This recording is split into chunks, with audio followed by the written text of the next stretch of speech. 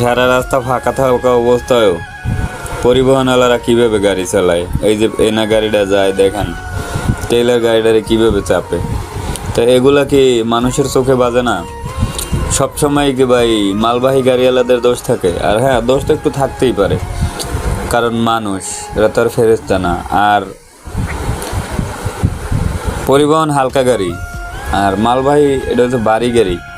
তো ড্রাইভার বোঝে, কিন্তু এটা তো বোঝার দরকার, যেহেতু পরিবহন চালায় সেও একটা ড্রাইভার, মালবাহী গাড়ি চালায় সেও একটা ড্রাইভার। বুঝে শুনেই তো ড্রাইভার করতে হয় নাকি ভাই? তো সবার কাছে একটা অনুরোধ, কোনো ভুল হইলে রাস্তাঘাটে সবাইকে মাফ করে দিবেন, এটাই অনুরোধ সবার কাছে।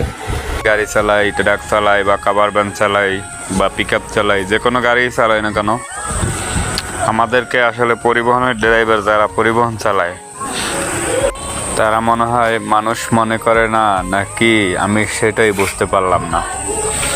যে ইতিমধ্যে শুনলাম আমার একটা বন্ধুর ভিডিওতে, স্টার লাইনের কোন ড্রাইভার নাকি এক কভার ভ্যানের ড্রাইভারের পায়ের রক কেটে দিছে। কেন ভাই এগুলো করা লাগবে কিসের জন্য?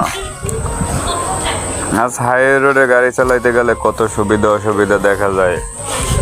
এক ড্রাইভারকে ডাকাইতে ধরে, এক ড্রাইভারকে হিরঞ্চিতে ধরে।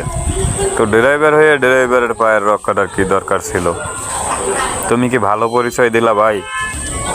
যাই হোক, অবশেষে বলবো এই কথাটাই, যে এক ড্রাইভার আরেক ড্রাইভারকে না পারতে কখনো গায়ে হাত তুলবেন না।